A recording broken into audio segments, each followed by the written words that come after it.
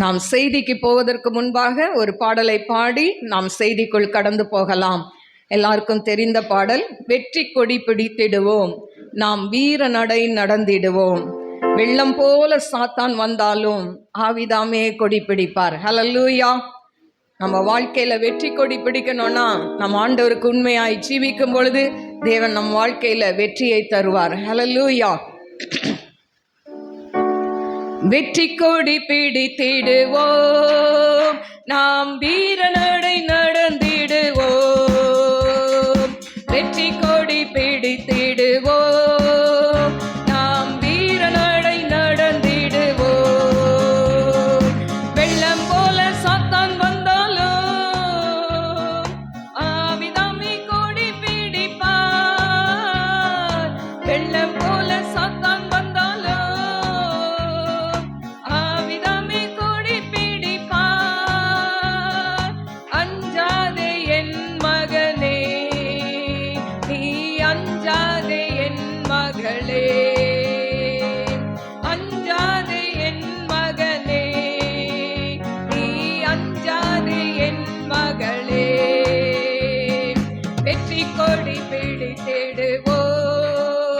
நாம் வீர நடை நடந்திடுவோம். வெற்றி கொடி பிடித்திடுவோம், நாம் வீர நடை நடந்திடுவோம். ஆயிரம் தான் துன்பம் வந்தாலும் அணுகாது அணுகாது. ஆயிரம் தான் துன்பம் வந்தாலும் அணுகாது. பட்டயம் உண்டு, ஆவியின் பட்டயம் உண்டு. நாம் அலகையை வென்று விட்டோம், நாம் அலகையை வென்று விட்டோம். வெற்றி கொடி பிடித்திடுவோம், நாம் வீர நடை நடந்திடுவோம். வெற்றி கொடி பிடித்திடுவோம்,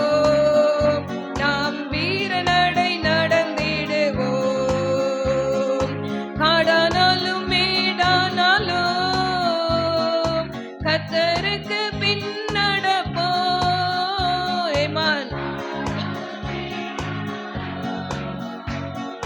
கர்த்தருக்கு பின் நடப்போம். கலப்பையில் கை வைத்திட்டோம், கலப்பையில் கை வைத்திட்டோம். நாம் திரும்பி பார்க்க மாட்டோம், நாம் திரும்பி பார்க்க மாட்டோம். வெற்றி கொடி பிடித்திடுவோம், நாம் வீர நடை நடந்திடுவோம். வெற்றி கொடி பிடித்திடுவோம், நாம் வீர நடை நடந்திடுவோம். கோலியாத்தை முறியடிப்போம், இயேசுவின் நாமத்தினால். ஆமென் லார்ட். கோலியாத்தை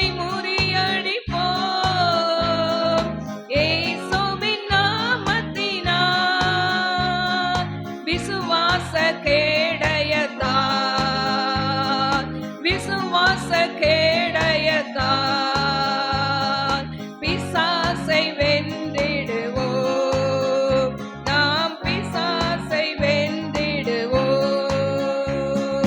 வெற்றி கொடி பிடித்திடுவோம், நாம் வீர நடை நடந்திடுவோம். வெற்றி கொடி பிடித்திடுவோம், நாம் வீர நடை நடந்திடுவோம். ஸ்தோத்திரிக்கிறேன் ஆண்டவரே, மகா பரிசுத்தமுள்ள நல்ல தகப்பனே, நன்றியோடு ஸ்துதிக்கிறவர தீரவா லபூரியம் தராலா ரவிகரவா உரவா கரபலவரவா ஷபரபலவரவா தீரவா கரவா. எங்கே 2-3 பேர் கூடி ஜெபிக்கிறார்கள் அந்த இடத்தில் நான் வருவேன் என்று சொன்ன தேவன். அபிஷேகம் பெற்றவர்கள் வாயை மூடிக்கட்டு இல்லாம நல்ல கரங்களை தட்டி ஆண்டவரை மகிமைப்படுத்துவோமா. வெற்றி கொடி நான் பிடிப்பேன் ஆண்டவரே, நான் வீர நடை நடப்பேன் என்று சொல்லி விசுவாசத்தோடு நல்ல கரங்களை தட்டி அந்நிய பாஷையில சிறு பிள்ளைகள், வாலிப பிள்ளைகள் நல்ல டங்ஸ்ல பேசுவீங்களா?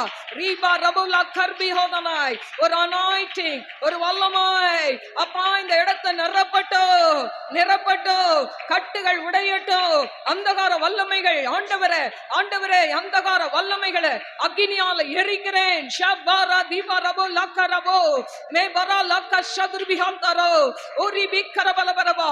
ஒரு அக்னி இறங்கி கொண்டிருக்கிறதுக்காய் நன்றி ஆண்டவரே. கணுக்கால் அளவல்ல, முழங்கால் அளவல்ல, நீச்சல் அளவான அபிஷேகம். உன்னை ஜெபிக்க முடியாதபடி கட்டி வைத்திருக்கிற மாந்திரிக கட்டுகளை என் தேவன் கட்ட அவிழ்க்கிறார். பெற்றுக்கொள் மகளே இந்த அபிஷேகத்தை, பெற்றுக்கொள் இந்த அபிஷேகத்தை. ரிபதரை கஷோ மேரா பௌலியா கரபா ஊரபா கரபா. ஆண்டவரே, பிள்ளைகளுக்குள்ள இருந்து கிரியை செய்கிற பொல்லாத ஆவி புறப்பட்டு வெளியே போ என்று கட்டளையிடுகிறேன். ரைட் நவ தி ஜீசஸ், ரைட் நவ தி ஜீசஸ். யாருக்குள்ள ஆண்டவரே மாந்திரிக வல்லமைகள் கிரியை செய்தோ இயேசுவின் நாமத்தினாலும் இப்ப அவங்க சரீரத்தோட வெளியேறு என்று கட்டளையிடுகிறேன். ரைட் நவ தி ஜீசஸ். ரிஷா பலபரபா ஊரபா கரபா தீரபா கரபா. அக்கினி இறங்கட்டும் ஆண்டவரே. கட்டுகள் உடைக்கப்படட்டும் ஆண்டவரே, கட்டுகள் உடைக்கப்படட்டும். மாந்திரிக வல்லமைகள் செயலிழக்கட்டும் ஆண்டவரே. இந்த இடத்துல கால் மிதித்த ஒவ்வொரு பிள்ளைகளுடைய குடும்பத்தில் இருக்க மாந்திரிக வல்லமைகளை நீங்க முறித்து போடுறதுக்காய் நன்றி ஆண்டவரே, நன்றி ராஜா. ஆண்டவரே, உம்முடைய பிள்ளைகளுக்குள்ள ஒரு அக்கினியை ஊற்றினதுக்காய் நன்றி ஆண்டவரே. நீங்க இந்த இடத்துல அசைவாடி கொண்டு இருக்கிறதுக்காய் நன்றி ஆண்டவரே. அப்பா, அடிமை சிலுவையில் நிழலுக்குள்ள மறைத்து கொள்ளுங்கப்பா. ஒரு மனுஷனுடைய சத்தத்தை அல்ல, தேவ சத்தத்தை பிள்ளைகள் கேட்கட்டும். இயேசுவின் நாமத்தில் கேட்கிறேன் பிதாவே, ஆமென். கர்த்தருடைய பரிசுத்த நாமத்துக்கு ஸ்தோத்திரம். இந்த நாளிலும் விடுதலை தரும் தேவன் என்கிற தலைப்பில் உங்கள் மத்தியில் நான் பேச விரும்புகிறேன். ஆண்டவர் இன்னைக்கு எப்படியெல்லாம் நமக்கு விடுதலை தருகிறார் அப்படின்னு சொல்லி நம்ம பார்க்கலாம். வாசிப்போம்.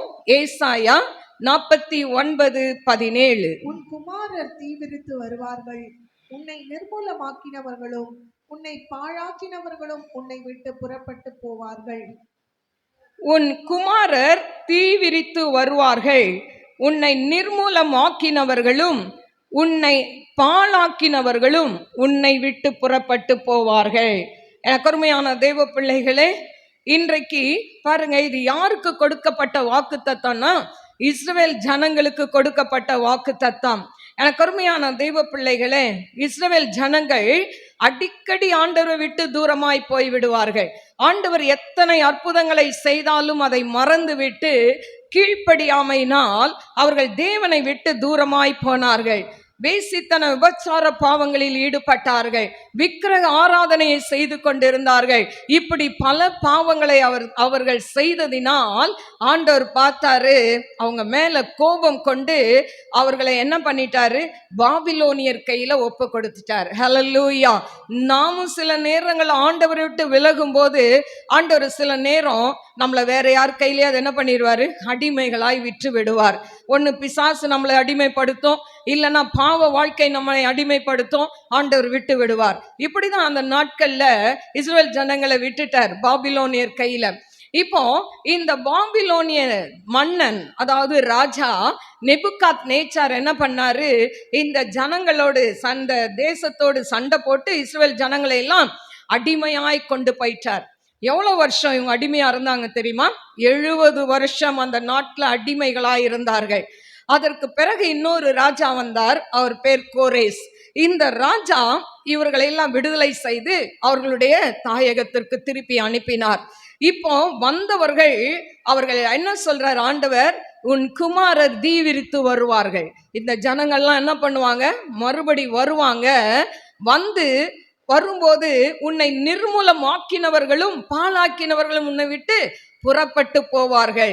இன்னைக்கு இதே போலதான் எனக்கு அருமையான தெய்வ பிள்ளைகளே, அன்றைக்கு ஜனங்கள் திரும்பி வரும் பொழுது தேவன் அவர்களுக்கு ஆறுதலான வசனத்தை கொடுத்து அவர்களை ஆற்றி தேற்றுகிறதை பார்க்கிறோம். இன்னைக்கும் நம்ம வாழ்க்கையில பார்த்தீங்கன்னா, நம்ம உலகத்துக்கு பின்னால ஓடிக்கொண்டிருந்த நம்மை ஆண்டவர் என்ன பண்றாரு, இன்னைக்கு அவர் பக்கமாய் திருப்பி இருக்கிறார். எனக்கு அருமையான தெய்வ பிள்ளைகளே, இன்றைக்கு நாம் ஆண்டவருடைய பிள்ளைகளாய் இல்லாவிட்டால் இப்படி இந்த ஞாயிற்றுக்கிழமையில நம்ம கூடி வரமாட்டோம். ஹல்லேலூயா. எத்தனையோ பேர் இந்த ஞாயிற்றுக்கிழமையை வீணாய் பொழுதுபோக்கி கொண்டிருக்கிறதை நாம் பார்க்கிறோம்.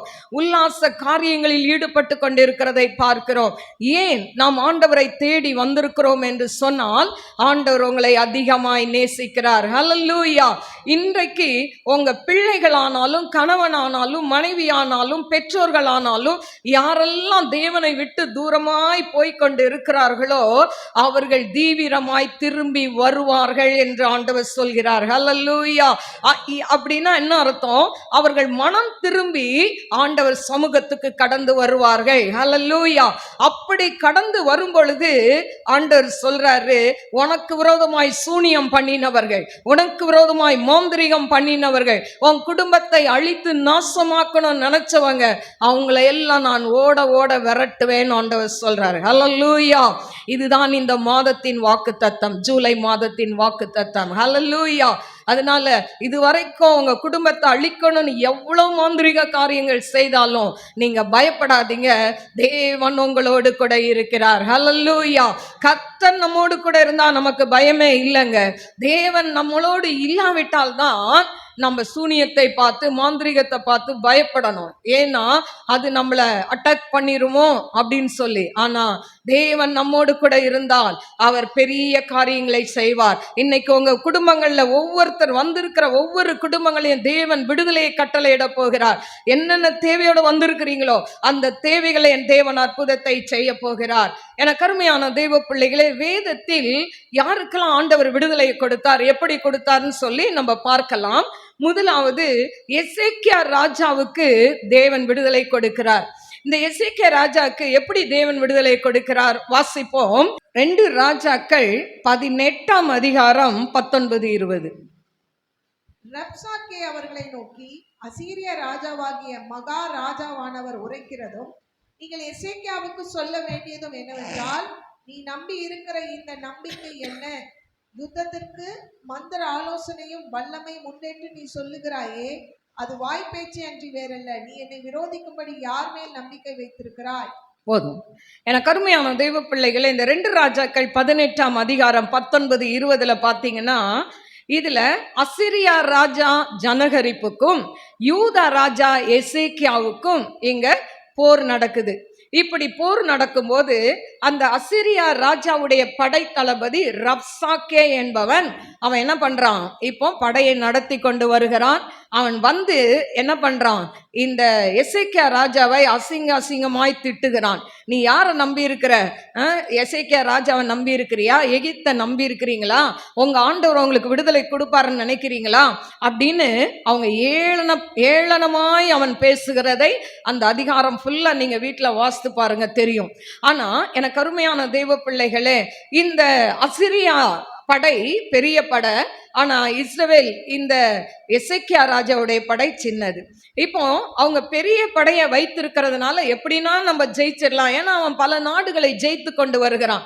ஸோ இந்த நாடு என்ன பண்ணிடலாம், கைப்பற்றிடலாம் நினைச்சு அவன் என்ன பண்றான், இவங்க ஆண்டவரை நம்பி இருக்கிறதுனால ஏளனம் படுத்துகிறான். 18ஆம் அதிகாரம் 23-24 பார்த்தீங்கன்னா, நான் உனக்கு 2000 குதிரைகளை கொடுப்பேன், நீ அவைகள் மேல் ஏறத்தக்கவர்களை சம்பாதிக்க கூடுமானால் அசிரியா ராஜாவாகிய என் ஆண்டவரோடே சபதம் கூறாதே போனால் நீ என் ஆண்டவனுடைய ஊழியக்காரரில் ஒரே ஒரு சிறிய தலைவனின் முகத்தை எப்படி திருப்புவாய்? ரதங்களோடு குதிரை வீரரும் வருவார்கள் என்று எகிப்தியா நம்பி இருக்கிறாய். பாருங்க, நான் ஒரு 2000 பேரை, அதாவது அவன் சொல்ற காரியம், 2000 குதிரையை கொடுக்கிறேன், அதுல ஏறத்தக்கவங்க உங்ககிட்ட இருக்கிறாங்களான்னு கேட்கிறான். அந்த அளவுக்கு ஒரு 2000 பேர் கூட இல்லைன்னு நினைக்கிறேன். அதனால அவன் ஏளனமா சொல்கிறான். இப்படி அவங்களை ஏளனப்படுத்தி நிற்கும் போது பாத்தீங்கன்னா, இந்த எசேக்கியா ராஜா பாத்தீங்கன்னா, ஆண்டவர் அதாவது எதிரிகளிடந்து இப்படிப்பட்ட சூழ்நிலையில, அதாவது இவன் கிட்ட படபலமும் கிடையாது, ஆள் பலமும் கிடையாது. ஆனா இப்படிப்பட்ட சூழ்நிலையில இந்த எசேக்கியா ராஜாக்கு தேவன் எப்படி விடுதலை கொடுக்கிறார்? அதுக்கு காரணம் என்னன்னா, 2 ராஜாக்கள் 18ஆம் அதிகாரம் 3ஆம் வசனத்துல அவன் கர்த்தரின் பார்வைக்கு செம்மையானதை செய்தான். ஹல்லேலூயா.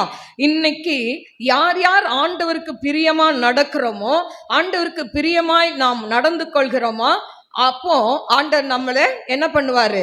நம்ம வாழ்க்கையில எதிரிகளிடத்திலிருந்து பாதுகாப்பார். 2 ராஜாக்கள் 18:4 விக்கிர வழிபாட்டை விலக்கினான். இவன் ராஜாவான உடனே தேசத்தில் இருக்கிற எல்லா விக்கிரக தோப்புகள், மேடைகள் எல்லாத்தையும் என்ன பண்ணிட்டான்? நொறுக்கி போட்டுட்டான். மெய்யான தெய்வம் ஆண்டவர் தான், அவரை ஆராதிக்கணும்னு சொல்லி அவன் எல்லா வழிபாடுகளையும் தகர்த்து போட்டபடியினால் தேவன் இவன் மேல் பிரியமாய் இருந்ததினால் இவனுக்கு விடுதலை கொடுத்தார். 2 ராஜாக்கள் 18:5 தேவன் மேல் அசைக்க முடியாத ஒரு நம்பிக்கை அவன் வைத்திருந்தான். ஹல்லேலூயா. இன்னைக்கு நம்ம ஆலயத்துக்கு வருகிறோம், ஆண்டவர் விடுதலை கொடுப்பார் என்று நம்புகிறோம், ஆண்டவர் எனக்கு இந்த அற்புதம் செய்வார் என்று நம்புகிறோம். ஆனாலும் நமக்குள்ள என்ன வருது? அதாவது அவிசுவாசம் வருகிறது, அவநம்பிக்கை வருகிறது. திடீர்னு ஆண்டவர் இதை செய்வாரா? அவருக்கு இதெல்லாம் செய்ய முடியுமா? ஆண்டவரால் செய்ய முடியாத காரியம் ஒன்றுமே கிடையாது. டாக்டர்ஸ் கைவிட்டாலும் என் தேவன் கைவிடாத பரம வைத்தியர், பரிகாரி என்று வேதம் சொல்கிறது. எனக்கு அருமையான தெய்வ பிள்ளைகளே, பாருங்க, அவன் அசைக்க முடியாத நம்பிக்கை வைத்தான். 2 ராஜாக்கள் 18:6 அவனை கர்த்தரை சார்ந்து இருந்தான் என்று சொல்லப்பட்டிருக்கு. ஒரு ராஜா தான், ஆனா அவன் என்ன பண்றான்? அதாவது தேவனை சார்ந்து வாழ்கிறான். இன்னைக்கு ஒரு பிள்ளைங்க இருக்கு, அந்த பிள்ளைங்க யாரை சார்ந்து வாழ்வார்கள்? தாய் தகப்பனை சார்ந்து வாழ்வார்கள். ஒரு மனைவி இருக்கிறாள், யாரை சார்ந்து வாழ்வாங்க? தன் கணவனை சார்ந்து வாழ்வார்கள். ஆனால் நீங்களும் நானும் யாரை சார்ந்து வாழ வேண்டும் என்று சொன்னால், உங்களையும் என்னையும் படைத்த அண்ட சராசரங்களை உருவாக்கின நம்மளுடைய தகப்பனாகிய ஆண்டவராகிய இயேசு கிறிஸ்துவை சார்ந்து வாழ்ந்தோம் என்று சொன்னால் தேவன் நம் வாழ்க்கையில் விடுதலையை கொடுப்பார். அடுத்தது 2 ராஜாக்கள் 18:6 அவன் கற்பனைகளுக்கு கீழ்ப்படிந்தான். இந்த வேத வசனம், தேவன் கொடுத்த கட்டளை, அதனுடைய அந்த எல்லாவற்றுக்கும் அவன் என்ன பண்ணானா? கீழ்ப்படிந்தானாம். இப்போ இப்படிப்பட்டவனுடைய வாழ்க்கையில இப்போ போராட்டம் வருது. எனக்கு அருமையான தேவ பிள்ளைகளே, வேதம் சொல்கிறது, சங்கீதம் 34:19 வாசிப்போமா? சங்கீதம் 34:19.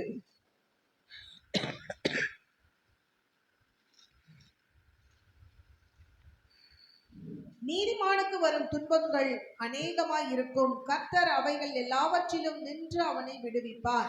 நீதிமான்களுக்கு வரும் துன்பங்கள் அநேகமாய் இருக்கும், கர்த்தர் அவைகள் எல்லாவற்றில் நின்று விடுதலை தருவார். ஹல்லேலூயா.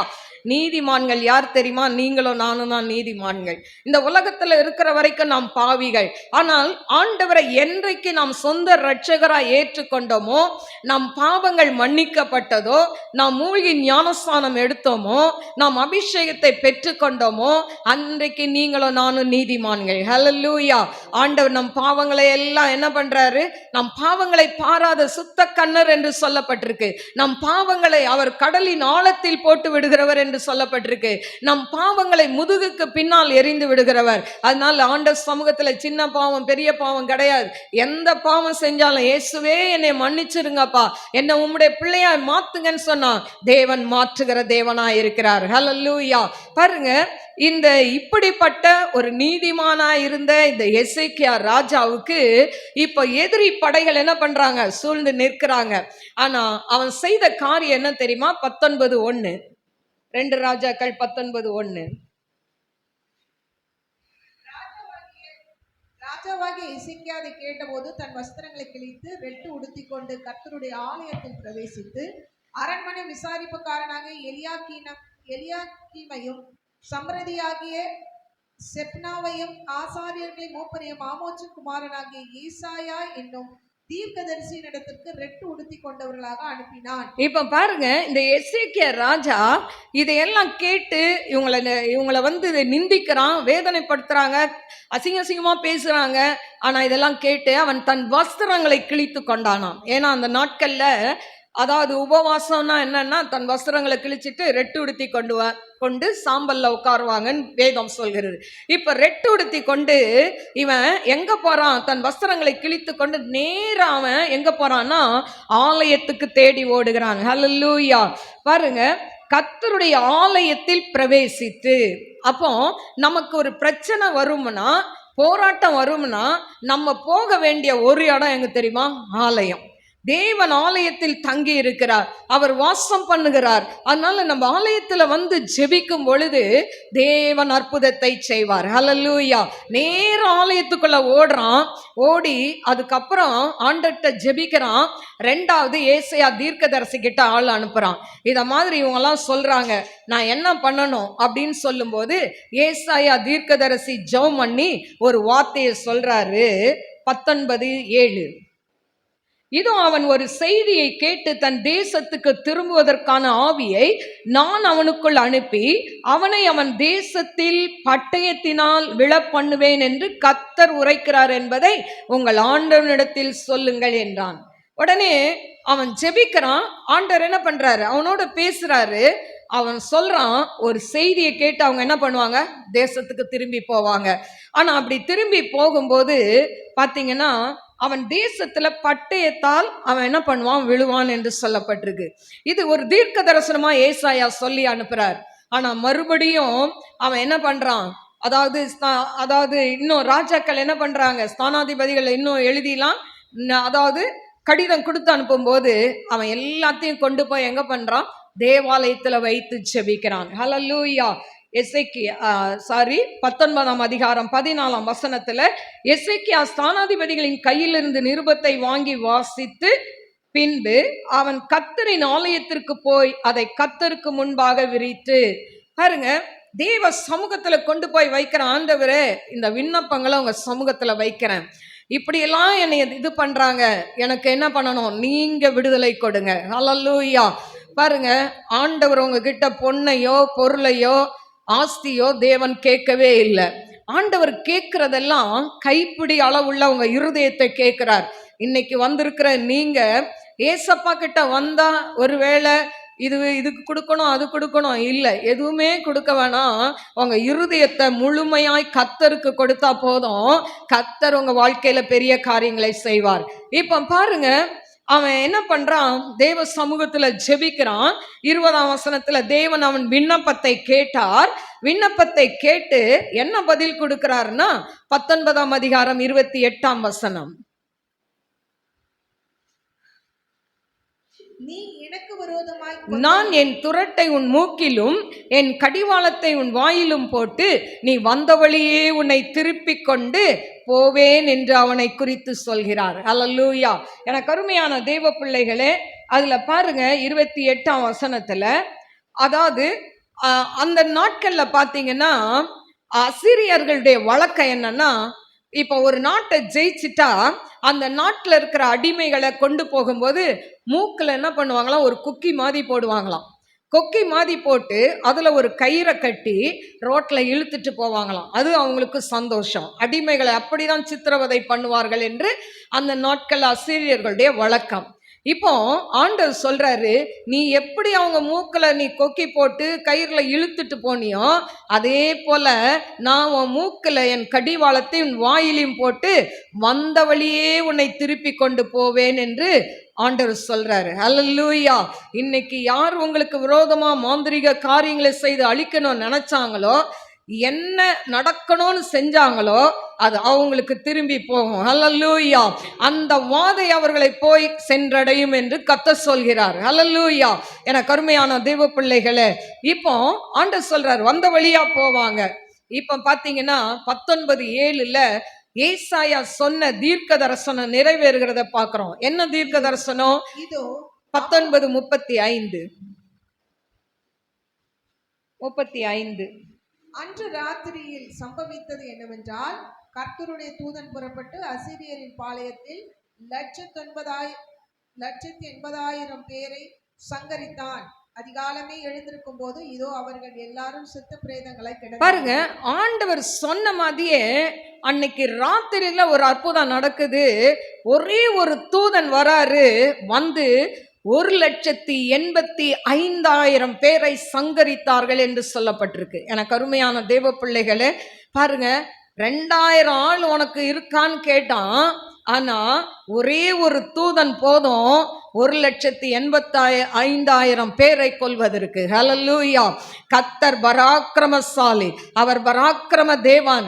அவரை மாத்திரம் நாம் பற்றி கொண்டால் நமக்கு எதிராக எத்தனை மாந்திரிகங்கள், யார் வேணா என்ன வேணா செய்யலாம், அவங்க ஜீவனை எடுக்கிறதுக்கு அதிகாரம் இல்லை. ஹல்லேலூயா! பாருங்க, ஆண்டவர் அந்த இடத்துல அந்த அதாவது எசேக்கியா ராஜாவுக்கு விடுதலையை கொடுத்து அந்த ஜனகரிப் ராஜா போறாரு. எப்படி தீர்க்கதரிசி சொன்னானோ அவங்க நாட்டில் அவன் செத்து போவான் அப்படின்னு சொன்னது போலவே அவங்க நாட்டில் போய் அவங்க தேவனை, அவங்களுடைய விக்கிரங்களை வணங்க பணியும் பொழுது அவன் மகனே அவனுடைய தலையை வெட்டி கொண்டு விடுகிறான். ஹல்லேலூயா! என் தேவன் எவ்வளோ பெரியவர்ல. இன்னைக்கு நீங்க வந்திருக்கிறீங்க, எங்க வீட்டில் இந்த பிரச்சனை இருக்கு, இந்த போராட்டம் இருக்கு, இதுக்கு ஒரு விடுதலை கிடைக்குமான்னு வந்திருக்கிறீங்க. ஆண்டவர்கிட்ட வந்தவங்களை ஒருத்தரை ஆண்டவர் வெறுமையாய் அவர் அனுப்புகிறதே இல்லை. ஆண்டவர் இந்த மாத வாக்குத்தத்தத்தின்படி உங்க வாழ்க்கையில தேவன் இதுவரைக்கும் நீங்க இழந்து போனதையெல்லாம் ஆண்டவர் திரும்ப தருவார். அது மட்டுமல்ல, உங்களுக்கு எதிரியா யாரெல்லாம் இருக்கிறாங்களோ அவங்க எல்லாம் ஓடி போவார்கள். இந்த மாசம் சொன்ன வாக்குத்தத்தத்தின்படி உன்னை நிர்மூலமாக்கினவர்களும் உன்னை பாழாக்கினவர்களும் உன்னை விட்டு புறப்பட்டு போவார்கள். ஹல்லேலூயா! அதனால சோர்ந்து போகாதீங்க. அதாவது உங்க வாழ்க்கையில இருக்கக்கூடிய பிள்ளைகளை, அதாவது உங்களுக்கு விரோதமாய் கிரியை செய்த பிள்ளைகளை ஆண்டவர் என்ன பண்ணுவாரு? புறப்பட்டு போகும்படி செய்வார். ஹல்லேலூயா! கருமையான தெய்வ பிள்ளைகளே, இரண்டாவது தேவன் யாருக்கு விடுதலை கொடுத்தார் அப்படின்னு சொன்னா, இஸ்ரவேல் ராஜா யோராம், யூதா ராஜா யோசபாத், ஏதோமின் ராஜா, 3 ராஜாக்களும் தேவன் எப்படி விடுதலை கொடுக்கிறார்? இந்த 3 ராஜாக்களும் பேசிட்டு வராங்க. எப்படிரா இந்த மோவாபியரை நம்ம எதிர்த்து நிக்கிறது, மோவாபியர்கிட்ட எப்படி போய் சண்டை போடுறதுன்னு யோசிக்கிறாங்க. யோசிக்கும் போது அந்த 3 ராஜால ஒரு ராஜா யோசபாத் ராஜா, யூத ராஜா சொல்றான், இந்த மாதிரி ஒரு தீர்க்கதரிசி இல்லையா இந்த ஊர்லன்னு கேட்கும் போது, அப்போ அந்த எலிசா தீர்க்கதரிசியை குறித்து ஒருத்தர் சாட்சி சொல்கிறதை பார்க்கலாம். 2 ராஜாக்கள் 3:11. வாசிமா. யோசபாத் தாம் கர்த்தரிடத்தில் விசாரிக்கும்படி கர்த்தருடைய தீர்க்கதரிசி ஒருவரும் இங்கே இல்லையா என்று கேட்டதற்கு, எலியாவின் கைகளுக்கு தண்ணீர் வார்த்த சாப்பாத்தின் குமாரனாகிய எலிசா இங்கே இருக்கிறான் என்று இஸ்ரவேல் ராஜாவின் ஊழியக்காரரில் ஒருவன் மறுமொழியாக சொன்னான். பாருங்க, தீர்க்கதரிசியை தேடுறாங்க. ஏன்னா அந்த நாட்கள்ல யாரும் இல்லையே எலியாக்கு பிறகு. அப்போ இவங்க கேட்குறாங்க, இப்படி ஒரு தீர்க்கதரிசி இருக்காரா இந்த தேசத்துல? அப்ப சொல்றாங்க, எலியாவின் கைக்கு தண்ணீர் வார்த்த, அதாவது ஒரு அடிமை வேலைக்காரன் இருக்கிறான், அவன் தீர்க்க தரிசனம் சொல்கிறான்னு சொல்லி கேள்விப்பட்டு அங்க போய் என்ன பண்றாங்க? அவனை சந்திக்கிறாங்க. அப்ப போகும்போது எலிசா சொல்றாரு, உங்களை எல்லாம் பார்த்து நான் எதுவும் சொல்ல மாட்டேன், யோசபாத் முகத்தை பார்க்கலன்னா உங்களுக்கு நான் பதில் சொல்லியிருக்க மாட்டேன்னு சொல்லிட்டு அவன் ஜெபம் பண்றான். ஜெபம் பண்ணிட்டு அவன் என்ன சொல்றான்னா, பாருங்க 17ஆம் வசனத்துல, நீங்கள் காற்றையும் காண மாட்டீர்கள், மழையையும் காண மாட்டீர்கள், ஆனாலும் நீங்களும் உங்கள் ஆடு மாடுகளும் உங்கள் மிருக ஜீவன்களும் குடிக்கும்படிக்கு இந்த பள்ளத்தாக்கு தண்ணீரால் நிரப்பப்படும் என்று கர்த்தர் சொல்கிறான்னு சொல்றார். பாருங்க, ஆண்டவர் செய்கிற விதமெல்லாம் பெரிய அற்புதம். ஹல்லேலூயா! முதல் சொன்ன ஒரு செய்தியை கேட்டு அவங்க ஓடி போவாங்கன்னாங்க. இந்த இடத்துல சொல்றாரு, நீ காற்றும் இருக்காது மழையும் இருக்காது, ஆனா வாய்க்கால வெட்டுன்றார். அந்த இடம் முழுவதும் என்ன பண்ணுங்க? வாய்க்கால வெட்டுங்க. வெட்டுங்கன்னு சொன்ன உடனே இந்த ராஜாக்கள் என்ன பண்ணாங்க? கீழ்ப்படிந்து ஆட்களை வச்சு வாய்க்கால வெட்டி வைக்கிறாங்க. ஆனா வெட்டி வச்சா காலமே எழும்பும் போது பாத்தீங்கன்னா அதுல 22 மோவாபியர் அதிகாலமே எழுந்த போது சூரியன் தண்ணீரின் மேல் பிரகாசித்ததினால் அந்த தண்ணீர் அவர்களுக்கு இரத்தம் போல் சிவப்பாய் காணப்பட்டது. பாருங்க, நம்ம கண்ணுக்கு அது தண்ணி, எதிரி கண்ணுக்கு ரத்தம். ஹல்லேலூயா! அவங்க பார்க்குறாங்க, அதிகாலையில் எழுந்து வராங்க, இந்த ராஜாக்களோட சண்டை போடலான்னு வராங்க. வரும்போது என்ன ஆகுது, அந்த இடமெல்லாம் ரத்தமா தெரியுது. ஐயோ இவ்வளோ ரத்தம் இருக்க, அப்போ அவங்களே என்ன பண்ணிட்டாங்க, ஒருத்தர் ஒருத்தர் அடிச்சு செத்துட்டாங்களோ அப்படின்னு சொல்லி இவங்க கொஞ்சம் கேர்லெஸ்ஸா இருக்கும்போது இவங்க என்ன பண்றாங்க, மோவாபியரை போய் அவங்க மேற்கொள்கிறாங்க, ஜெயிக்கிறாங்க யுத்தத்துல. ஹல்லேலூயா. இவர்கள் கீழ்ப்படிஞ்சார்கள், வாய்க்காலை வெட்டினார்கள். அதனால அந்த இடமெல்லாம் என்ன ஆச்சு, தண்ணீரால நிரம்பிச்சு. இவங்களுக்கு தண்ணின்னு தெரியுது, எதிரி கண்ணுக்கு அது ரத்தமா தெரியுது. உடனே என்ன பண்ணிட்டாரு ஆண்டவர், அவங்கள அதாவது இவங்கெல்லாம் அடிச்சு செத்துட்டாங்க போலன்னு அவங்க கொஞ்சம் அப்படி கேர்லெஸ்ஸா இருக்கும்போது இவங்க என்ன பண்றாங்க, மோவாபியரை போய் சங்கரித்து அவர்களை நிர்மூலமாக்குகிறார்கள். தேவன் வெற்றியை தருகிறார். ஹல்லேலூயா. அப்ப விடுதலை கொடுக்கிற தேவன் எப்படி வேணாலும் நம் வாழ்க்கையில் அவர் விடுதலை கொடுக்க முடியும். மூணாவது ஒரு நபரை நாம் பார்க்கலாம். எனக்கு அருமையான தேவ பிள்ளைகளே, அதாவது சமாரியர்களுக்கு எதிரி, அதாவது எதிரி படையான சீரிய ராஜா பெனத்தாத்திடமிருந்து தேவன் எப்படி விடுதலை கொடுக்கிறார். அதாவது சமாரியர் சொல்லி ஒரு தேசம், அந்த தேசத்துக்கு எப்படி எதிரியின் கிட்ட இருந்து ஆண்டவர் விடுதலை கொடுக்கிறார் அப்படின்னு சொன்னா 2 ராஜாக்கள் 6ஆம் அதிகாரம் 24, 25. இதற்கு பின்பு சீரியாவின் ராஜாவாகிய பெனாதாத் தன் இராணுவத்தை எல்லாம் கூட்டிக் கொண்டு வந்து சமாரியாவை முற்றுகை போட்டான். அதனால் சமாரியாவிற்கு கொடிய பஞ்சம் உண்டாயிற்று. ஒரு கழுதை தலை 80 வெள்ளிக்காசுக்கும் புறாக்களுக்கு போடுகிற கார்படி பயிறு 5 வெள்ளிக்காசுக்கும் விற்கப்படும் மட்டும் அதை முற்றுகை போட்டார்கள். பாருங்க, இதுல சமேரியாவில் ஒரே பஞ்சம்.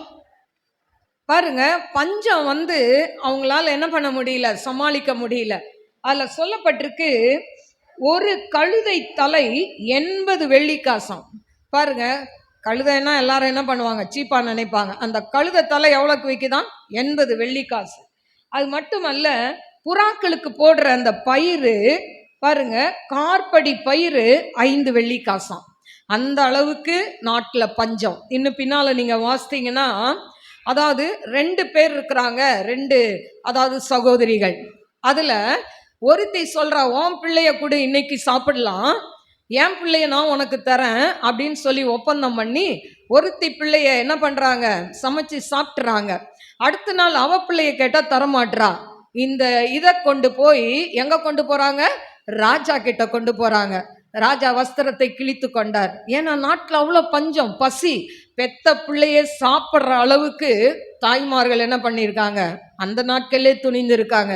இன்னைக்கும் நிறைய தாய்மார்கள், அதாவது ஒரு குழந்தைன்னும் போது ஒரு தாயினுடைய உள்ளம்தான் துடிக்கும். ஆனா இந்த காலத்துல பார்த்தா தாய்மார்களுடைய உள்ளமெல்லாம் இரும்பாய் மாறிவிட்டது, கல்லாய் மாறிவிட்டது. பெத்த பிள்ளைகளே கொலை செய்கிற அளவுக்கு. ஆனா அந்த நாட்கள்லயும் இருந்திருக்கிறது. ஹல்லேலூயா. அதுல பாருங்க, அதாவது இஸ்ரவேலின் ராஜா அலங்கத்தின் மேல் நடந்து போகையில் ஒரு ஸ்ரீ அவளை பார்த்து கூப்பிட்டு, ராஜாவாகிய என் ஆண்டவனே ரட்சியும். ராஜாவை கூப்பிடுறா. ராஜா ரட்சிக்க முடியுமா, ராஜா விடுதலை கொடுக்க முடியுமா, முடியாது. கூப்பிடுறா. அப்ப கூப்பிட்ட உடனே ராஜா பின்னை, அதாவது அதற்கு அவன், கர்த்தர் உன்னை ரட்சிக்காதிருந்தால் நான் எதிலிருந்து எடுத்து உன்னை ரட்சிக்கலாம், களஞ்சியத்தில் இருந்தா ஆலயத்தில் இருந்தா என்று சொல்லி ராஜா பின்னையும் அவளை பார்த்து, உனக்கு என்ன வேண்டும் என்று கேட்டான். அதற்கு அவள், இந்த ஸ்ரீ என்னை நோக்கி, உன் மகனை தா, அவனை இன்று தின்போம். அப்படியே அதாவது நாளைக்கு என் மகனை தின்போம் என்றாள். அப்படியே என் மகனை ஆக்கி தின்றோம். மறுநாளில் நான் இவனை நோக்கி, நாம் உன் மகனை தின்ன அவனை தா என்றேன். அவள் தன் மகனை ஒழித்து விட்டாள், ஒழிச்சு வச்சுக்கிட்டான்றா. பாருங்க, பைபிள்ல இருக்கு உண்மையான காரியங்கள். அப்ப அன்னைக்கு மட்டும் இல்லை, இன்னைக்கு அது நடந்துகிட்டு தான் இருக்கு நடைமுறையில. இல்ல பாருங்க, அந்த அளவுக்கு ஒரு பஞ்சம். சமாரியர்களை என்ன பண்ணிட்டாங்க, இந்த எதிரி படையான சீரியா ராஜா பெனதாத் என்கிறவன் முற்றுகை போட்டுட்டான். வெளியே வர முடியாதபடி சீல் வச்சுட்டாங்க. அவங்க வெளியவே வர முடியாது, உள்ளேயே இருக்கிறாங்க. எவ்வளவு நாள் தான் உள்ள சாப்பாடு இருக்கும், அந்த அரண்மனைக்குள்ளேயோ இல்ல அந்த நாட்டுக்குள்ளேயோ பொருளாதாரம் எவ்வளவு நாள், வெளியே போய் எதுவுமே வாங்க முடியாது. இவங்க என்ன பண்ணிட்டாங்க, சுத்தி முற்றுகை போட்டுட்டாங்க இந்த எதிரி படைகள். இப்படிப்பட்ட ஒரு சூழ்நிலையில, இந்த கொடிய பஞ்சமான இந்த சூழ்நிலையில எலியா ஒரு தீர்க்க தரிசனம் சொல்றாரு. வாசிப்போமா? 7:1. அப்பொழுது எலிசா கர்த்தருடைய வார்த்தையை கேளுங்கள், நாளைக்கு நேரத்தில் சமாரியாவின் வாசலிலே ஒரு மரக்கால் கோதுமை மா 1 சேக்கலுக்கும் 2 மரக்கால் வார் கோதுமை 1 சேக்கலுக்கும் விற்கப்படும் என்று கர்த்தர் சொல்லுகிறார். இப்போ எலிசா தீர்க்கதரிசி சொல்றாரு, கர்த்தருடைய வார்த்தையை கேளுங்க, நாளைக்கு இந்த நேரத்துல சமாரியாவின் வாசல்ல ஒரு மரக்கால் கோதுமை மாவு 1 சேக்கல், அதே போல 2 மரக்கால் வார் கோதுமை 1 சேக்கல் விற்கப்படும். பாருங்க, நாட்டுல பஞ்சம், ஆனா இவர் சொல்ற தீர்க்க தரிசனம் எப்படி இருக்கு? நாளைக்கு இந்த விலைக்கு விற்கும் அப்படின்னு சொன்னா நம்ம நம்புவோமா? இன்னைக்கு தங்கம் கிடு கிடு கிடு கிடுன்னு ஏறிட்டு இருக்கு, நாளைக்கு எல்லாம் சரிஞ்சு அப்படியே அடிமட்டமா வந்துருச்சு. ஒரு அதாவது ஒரு சவரனே பார்த்தீங்கன்னா ஒரு என்ன சொல்லலாம், நிறைய போகுது இல்லை, ஆனால் ரொம்ப கம்மி அடிமட்டமாக நாளைக்கு வருதுன்னு சொன்னால் யாராவது நம்புவீங்களா? நம்ப மாட்டோம்ல. அதே மாதிரி தான் இந்த இடத்துல எலிசா சொல்றாரு, நாளைக்கு இப்படி விற்கும் அப்படின்னு சொல்லும்போது அங்கே இருக்கிற பிரதானியுடைய தலைவன் சொல்றான், இது ஆண்டவர் வானத்தின் மதகுகளை திறந்தாலும் இது நடக்குமான்னு கேட்குறான். அல்லேலூயா. எனக்கு அருமையான தெய்வ பிள்ளைகளை, சில நேரம் அப்படிதான் நம்மளும் நினைக்கிறோம். நம்ம சில தீர்க்க தரிசனமாய் வார்த்தைகள் போகும்போது இதெல்லாம் நடக்காது, பைபிள்ல இருக்கு, இதெல்லாம் நடக்குமா அப்படின்னு நம்ம என்ன பண்ணுவோம், நம்ம மனசு உள்ள இருந்து ஒன்று குட்டி சாத்தான் உள்ள உட்காந்துட்டு பேசும், இதெல்லாம் நடக்காது, இதெல்லாம் நடக்காது, இதெல்லாம் செய்யாது அப்படின்னு. இல்லை, எனக்கு அருமையான தெய்வ பிள்ளைகளே, ஆண்டவர் சொன்னால் சொன்னதுதான் நடக்கும். அல்லேலூயா. கர்த்தர் நல்லவர். அவர் நம்ம வாழ்க்கையில பெரிய காரியங்களை செய்வார். என் வாழ்க்கையில நிறைய காரியங்களை செய்திருக்கிறார், சொல்லிக்கிட்டே நிறைய காரியங்கள் போகலாம். ஆனால் எனக்கு அருமையான தெய்வ பிள்ளைகளை இப்படி சொன்ன உடனே அவர் அப்படி சொன்னார். அப்போ எலிசா என்ன சொல்றாரு தெரியுமா? அதாவது, அப்பொழுது ராஜாவுக்கு கைலாக கொடுக்கிற பிரதானி ஒருவன் தேவனுடைய மனுஷனுக்கு பிரதியுத்தரமாக, இதோ கர்த்தர் வானத்திலே மதகுகளை உண்டாக்கினாலும் இப்படி நடக்குமா என்றான். அதற்கு அவன், உன்னுடைய கண்களாலே அதை நீ காண்பாய், ஆனாலும் அதிலே சாப்பிட மாட்டாய். நீ கண்ணால பாப்பப்பா, ஆனா சாப்பிட மாட்ட. அவர் தீர்க்க தரிசனமா சொல்றார், நான் சொல்றதை நீ நம்பலல்ல, உன் கண்ணு பார்க்கும், நீ சாப்பிட மாட்டேன்னு சொல்லிட்டாரு. பாருங்க, இப்படி சொன்ன உடனே இது நடந்துதான் என்ன அப்படின்னு நம்ம பார்க்கலாம். இப்போ பார்த்தீங்கன்னா, அந்த சமரியா நாட்டுல 4 குஷ்டரோகிகள் இருக்காங்க. அந்த நாட்கள் இந்த குஷ்டரோகிகள் எல்லாம் என்ன பண்ணுவாங்கன்னா, அதாவது ஊருக்கு வெளியில ஒதுக்குப்புறமா தள்ளிடுவாங்க. இன்னைக்கு இருக்கிற மாதிரி நம்ம கூடயே டிராவல் பண்ற மாதிரி அப்படிலாம் வர முடியாது. ஏன்னா அந்த காலத்துல அது ஒரு தீட்டுன்னு வச்சிருந்தாங்க. அதனால ஊருக்கு வெளியில அவங்களெல்லாம் ஒதுக்கி வச்சிருவாங்க. சொந்தக்காரங்க வீட்டுக்கு வரக்கூடாது, அவங்க வீட்டுக்கே வரக்கூடாது அப்படின்னு ஒதுக்கி வச்சிருவாங்க. அவங்கக்கிட்ட யாரும் சாப்பாடுலாம் கொடுக்க மாட்டாங்க, அவங்களாம் ஏதாவது சாப்பிட்டுக்கணும், அப்படி ஒதுக்கி வைக்கிற ஒரு காலம். ஆனா இப்ப இந்த குஷ்டரோகிங்கெல்லாம் பேசிக்கிறாங்க, நாட்டுல பஞ்சம், நம்ம இப்படி ஊருக்கு வெளியவே இருக்கிறோம், நமக்கும் ஆகாரம் இல்லை, சரி இந்த இராணுவத்துக்குள்ள என்னதான் நடக்குது போயாவது பார்க்கலாம், செத்தாலும் சாவலாம் அப்படின்னு சொல்லிட்டு நம்ம இங்கிருந்து சாவுறதோட அங்க போய் செத்துக்கலாம் எதிரிக்கிட்டன்னு போய் இவங்கெல்லாம் போய் என்ன பண்றாங்க, அந்த அவங்க இருந்த இடத்துல போய் பார்க்க போறாங்க. போய் பார்க்க போனா அவங்களுக்கு ஒரே ஆச்சரியம், அந்த இடத்துல யாருமே இல்லை, தட்டுமுட்டு சாமான்லாம் இருக்கு, கூடாரெல்லாம் இருக்கு, ஆளுங்க இல்லை. இவங்க என்ன பண்றாங்கன்னா ரொம்ப ஆச்சரியப்படுறாங்க. அப்போ எனக்கு அருமையான தெய்வ பிள்ளைகளே, இப்படி இவங்க நான் வாசிக்கிறேன் 7:7 பாருங்க. இருட்டோடு எழுந்திருந்து ஓடி போய் தங்கள் கூடாரங்களையும் தங்கள் குதிரைகளையும் தங்கள் கழுதைகளையும் தங்கள் பாளையத்தில் அவைகளை இருந்த பிரகாரமாக விட்டு தங்கள் பிராணன் மாத்திரம் தப்பும்படி ஓடி போனார்கள். இவங்க போய் என்ன நடக்குதுன்னு பார்க்குறாங்க. அங்கே போனால் மனுஷர்களே இல்லை, தட்டுமுட்டு சாமா இருக்கு, சாப்பிட இருக்கு. அப்போ பாருங்க, இவங்க உள்ள போய் என்ன பண்றாங்க அப்படின்னு சொன்னா, பசி, அவங்களுக்கு என்னென்ன ஆகாரம் இருக்கோ எல்லாத்தையும் மடமடன்னு சாப்பிட்றாங்க. வெள்ளி பொண்ணு இருக்கு, அதெல்லாம் எடுத்துட்டு வந்து ஒரு இடத்துல ஒழிச்சு வச்சுக்கிறாங்க, ஏன்னா அவங்களுக்கு பின்னால உதவும். இப்படி பண்ணிக்கிட்டு இருக்கும்போது ஒருத்தன் சொல்றான், நம்ம செய்யறது தப்பு அப்படின்னு சொல்லி. இவர்கள் எப்படிதான் ஓடி போனாங்க? ஆண்டவர், அதாவது தீர்க்கதரிசி சொல்றாரு, நாளைக்கு இப்படி ரொம்ப மலிவுல மாவுலாம் கிடைக்கும் அப்படின்றாரு. இங்க குஷ்டரோகிகள் பார்த்தா அங்க யாருமே இல்லை. என்னதான் நடந்தது அப்படின்னு சொல்லி பார்த்தோம்னா 6ஆம் வசனத்துல பாருங்க, ஆண்டவர் சீரியரின் இராணுவத்திற்கு ரதங்களின் இரைச்சலையும் குதிரைகளின் இரைச்சலையும் மகா இராணுவத்தின் இரைச்சலையும் கேட்க பண்ணினதினால் அவர்கள் ஒருவரை ஒருவர் நோக்கி, இதோ நம்மிடத்தில் போருக்கு வர இஸ்ரவேலின் ராஜா ஏத்தியரின் ராஜாக்களையும் எகிப்தியரின் ராஜாக்களையும் நமக்கு விரோதமாக கூலி பொருத்தினான் என்று சொல்லி. இவங்களுக்கு பாருங்க, ஆண்டவர் ஒரு இரைச்சலை அங்க ஒண்ணுமே நடக்கல, ஆனா என்ன சத்தம் கேக்குது? இராணுவத்தின் இரைச்சல், ரதங்களின் இரைச்சல், குதிரைகளின் இரைச்சல், மகா இராணுவத்தின் இரைச்சலை கேட்குறாங்க.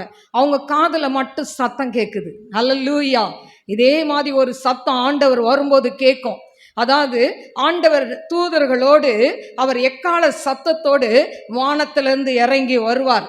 ஒரு தடவை வந்து நமக்காக அடிக்கப்பட்டு அவர் ரத்தம் சிந்தி போயிட்டாரு. திரும்ப அவருடைய பிள்ளைகளை கூட்டி சேர்க்க வருவார். வானத்தில் ஒரு ட்ரம்பட் ஊதப்படும். அந்த சத்தம் யாருக்கு கேட்கும்னா அவருடைய பிள்ளைகளுக்கு மட்டும்தான் கேட்கும். ஹல்லேலூயா. ஆண்டவரை ஏற்றுக்கொண்டு அவருக்கு வைராக்கியமாய் வாழுகிற அவருடைய கற்பனைகளுக்கு கீழ்ப்படுகிறவர்களுக்கு மட்டும் அந்த சத்தம் கேட்கும். கேட்ட அடுத்த செகண்ட் அப்படியே பறந்து போயிடுவாங்க. ஹல்லேலூயா. இது நடக்கும். ஹல்லேலூயா. அந்த வருகையில் நீங்களும் நானும் இருக்கணும். ஹல்லேலூயா. எனக்கு அருமையான தெய்வ பிள்ளைகளே, பாருங்க, இந்த இரைச்சல் சத்தம்லாம் கேட்ட உடனே அவன் விட்டா போதும்னு சொல்லி ஓடியே போயிட்டாங்க. இப்போ இவங்க வந்து எல்லாம் என்ன பண்றாங்க? சாப்பிட்டுட்டு நல்லா திருப்தி ஆயிட்டாங்க. ஆனா சொல்றாங்க, பின்பு அவர்கள் ஒருவரை ஒருவர் நோக்கி, நாம் செய்கிறது நியாயம் அல்ல. இந்நாள் நற்செய்தி அறிவிக்கும் நாள் நாம் மௌனமாயிருந்து பொழுது விடியும் மட்டும் காத்திருந்தால் குற்றம் நம்மேல் சுமரும். இப்போதும் நாம் போய் ராஜாவின் அரண்மனையாருக்கு இதை அறிவிப்போம் வாருங்கள் என்றார்கள். பாருங்க, நம்ம மட்டும் திருப்தியானா போதாது, நம்ம செய்யறது தப்பு. நம்ம என்ன பண்ணணும்? இந்த நல்ல செய்தியை ராஜா கிட்ட கொண்டு போய் சொல்லணும். இன்னைக்கு நம்ம என்ன பண்றோம்? சர்ச்சுக்கு வரோம், வசனத்தை கேட்குறோம், எல்லாத்தையும் நம்மளே மட்டும் வச்சுக்கிட்டு நம்ம என்ன பண்ண மாட்டோம்? மற்றவர்களுக்கு அதை ஷேர் பண்ண மாட்டோம். ஹல்லேலூயா. என்ன சொல்லணும் அப்படின்னு சொன்னா, அதாவது எல்விஎம் சர்ச்சுக்கு வாங்க, இங்க வந்தா பேய்கள் ஓடும், கட்டுகள் உடையும், இப்படி நாம அதாவது ஜனங்கள்கிட்ட ஆண்டவரை பற்றி சொல்லணும். ஆண்டவர் அந்த இடத்துல இருக்கிறார், ஆண்டவர் அசைவாடுகிறார், அற்புதங்கள் நடக்கும், அதிசயங்கள் நடக்கும்னு சொல்லி ஜனங்களை கொண்டு வர வேண்டும். ஆனால் இதுதான் அந்த குஷ்டரோகிகள் செய்தார்கள். அவங்க மட்டும் சாப்பிடணும்னு நினைக்கல. நம்ம மட்டும் ஆண்டவர், அதாவது ஆண்டவருடைய வருகையில பறந்து போனா அது என்ன இல்லை, நியாயம் இல்லை. நம்ம எப்படி நம்ம ஆண்டவரோடு இன்னைக்கு இருந்து ஆண்டவருடைய அன்பை ருசிக்கிறோமோ, இன்னைக்கு ஆண்டவரை அறியாத ஜனங்கள் எவ்வளோ பேர் இருக்கிறாங்க. இந்த புந்தமல்லி பட்டணத்தில் ஆண்டவரை அறியாத அநேக ஜனங்கள் இருக்கிறாங்க. ஆனா அந்த ஜனங்கள்லாம் எங்க வரணும்? ஆண்டவருடைய அன்பை அறியணும். ஏன்னு சொன்னா அவங்க நரகத்துக்கு போகக்கூடாது, ஆண்டவரோடு கூட இருக்கணும். யுகாயுகமாய் நம்ம வாழ போறோம். அந்த வாழ்க்கைக்கு அவங்க என்ன பண்ணக்கூடாது? நரகத்துக்கு போயிடக்கூடாதுன்னு அவங்க கிட்ட போய், ஏசப்பா அவங்கள நேசிக்கிறார், அவர் அன்பு பெரியது, அவரை பற்றி நாம் சொல்ல வேண்டும், அவர்களுக்காய் ஜெபிக்க வேண்டும். ஹல்லேலூயா. இதை தான் அவர்கள் போய் என்ன பண்றாங்க? அங்க போய் சொல்லுறாங்க. சொன்ன உடனே அப்பங்கூட அவனுங்க நம்பல. என்ன பண்றாங்க? கொஞ்சமா ஒரு குதிரைகளை என்ன பண்றாங்க? அனுப்புறாங்க. குதிரை வீரர்களையெல்லாம் என்ன பண்றாங்க? அனுப்பி பார்க்குறாங்க, இவங்க சொல்றது உண்மையா பொய்யா. பார்த்த உடனே அங்கே எல்லாம் காலியாக இருந்த உடனே எல்லாருக்கும் ஒரே சந்தோஷம். போய் என்ன பண்றாங்க? அங்கே இருக்கிற தட்டுமுட்டு சாமான் எல்லாத்தையும் எடுத்து இறைச்சி போட்டுக்கிட்டே போயிருக்கிறாங்க. போகிற வழியில் எல்லாத்தையும் இது பண்ணி அவங்க என்ன பண்ணிட்டாங்க? அந்த சமேரியாவில் இருக்க பஞ்சம் ஒளிந்தது. எதிரிகளை தேவன் ஓட ஓட விரட்டினார். ஹல்லேலூயா. எனக்கு அருமையான தெய்வ பிள்ளைகளே, 3 காரியம் சொன்னேன். முதல்ல என்ன சத்தம் கேட்டது? முதல்ல என்ன சொன்னார் ஆண்டவர்? எப்படி விரட்டினாரு எதிரிகளை? 3 இடத்துலயும் 3 விதமான காரியங்களை ஆண்டவர் செய்து அவர்களை விடுதலை செய்கிறார். இன்னைக்கும் இந்த நாள்ல உங்களுக்கு விரோதமா சூனியம் பண்ணி அனுப்புறாங்களா? ஏவல் காரியங்களை அனுப்புறாங்களா? குட்டி சாத்தான அனுப்புறாங்களா? எதை அனுப்பினாலும் கவலைப்படாதீங்க. அவங்களுக்கெல்லாம் ஒரு இரைச்சல் ஆண்டவர் உண்டாக்குவார். ஹல்லேலூயா. ஒரு பயத்தை உண்டாக்குவார், ஒரு நடுக்கத்தை உண்டாக்குவார். ஐயோ, நம்ம செஞ்ச மாந்திரிகம் பலிக்கலையே. பலிக்கெல்லாம் நான் எங்க போகும்? அந்த இடத்துக்கு திரும்பும். ஹல்லேலூயா. அப்ப செய்தவங்க அடி வாங்குவாங்க. எனக்கு அருமையான தெய்வ பிள்ளைகளே, அதனால கவலைப்படாதீங்க, பயப்படாதீங்க. ஆண்டவர் உங்களோட கூட இருக்கிறார். எதிரிகளை ஆண்டவர் என்ன பண்ணுவார்? ஓட ஓட விரட்டுவார். ஹல்லேலூயா. அதனால சோர்ந்து போகாதீங்க. கர்த்தர் உங்களை ஆசீர்வதிப்பார். இந்த மாத வாக்குத்தத்தத்தின்படி தேவன் என்ன பண்ணுவார்? உங்க எதிரிகளை உங்களை விட்டு துரத்தி போடுவார். கண்களை மூடி நாம் செபிப்போம். ஸ்தோத்திரிக்கிறேன் ஆண்டவரே, மகா பரிசுத்தமுள்ள நல்ல தகப்பனே, உமக்கு ஸ்தோத்திரிக்கிறேன் ஆண்டவரே. அன்பின் தெய்வமே, உமக்கு ஸ்தோத்திரிக்கிற மகிமையின் தேவனே, உமக்கு ஸ்தோத்திரிக்கிற விடுதலை கொடுக்கும் தேவன் என்று சொல்லி தலைப்புல பார்த்தோம். ஆண்டவரே, எப்படியெல்லாம் நீங்க விடுதலை கொடுத்தீங்கன்னு பார்த்தோம். ஆண்டவரே, நந்தியோடு ஸ்துதிக்கிறவர தீரவா லபூரியம் தியா போலகாதனாய். அப்பா, இதை யூடியூப்ல பார்த்து கொண்டிருக்கிற ஒவ்வொரு பிள்ளைகளும் எந்தெந்த பாவங்கள்ல அடிமையா இருந்தாலும், ஆண்டவரே சாபத்துல அடிமையா இருந்தாலும், செய்வனைகள் அடிமையா இருந்தாலும், தேவன் விடுதலையை கட்டளையிடுவீராக டாடி. வந்திருக்கிற பிள்ளைகளும் ஆண்டவரே அப்பா எந்தெந்த காரியத்தில் அடிமையா இருக்கிறாங்களோ அவங்களை விடுதலை செய்யுங்க டாடி. உங்க நாம மகிமைப்படட்டும். அந்த கரத்துல தாழ்த்துகிறப்பா. டிப்ரெஷன்ல இருக்கிற பிள்ளைகளுக்கு விடுதலையை கொடுங்க ஆண்டவரே. அப்பா, செய்வன கட்டுல இருக்கிற பிள்ளைகளுக்கு விடுதலையை கொடுங்க ஆண்டவரே. திருமணம் ஆகாத பிள்ளைகளுக்கு திருமண காரியங்கள் கைகூடி வரட்டும். வேலை இல்லாத பிள்ளைகளுக்கு வேலை ஆண்டவரே வேலையை கட்டளையிடுங்க டாடி. ஆண்டவரே, உமக்கு நன்றி அப்பா. ஆண்டவரே, வியாதியாய் படுத்த படுக்கையா இருக்கிற ஆண்டவரே, ஆன்லைன்ல கேட்டுக்கொண்டு இருக்கிற யாரா இருந்தாலும் ஆண்டவரே, அவங்க வியாதி படுக்கை மாறட்டும். செய்வன கட்டுகள் உடையட்டும் இயேசுவின் நாமத்துல. அப்பா, இந்த மாதம் முழுவதும் ஆசீர்வதிங்க அப்பா. வாங்குற வருமானங்களை ஆசீர்வதிங்க அப்பா. 5 அப்பா 2 மீன்களை கொண்டு 5000 பேருக்கு போஷித்து மீதியான துணிக்கை எடுத்தது போல எடுக்கட்டும். பிள்ளைகளை ஆசீர்வதியும். நாம மகிமைப்படட்டும். இயேசுவின் நாமத்தில் கேட்கிறேன் பிதாவே, ஆமென். God bless you. God bless you.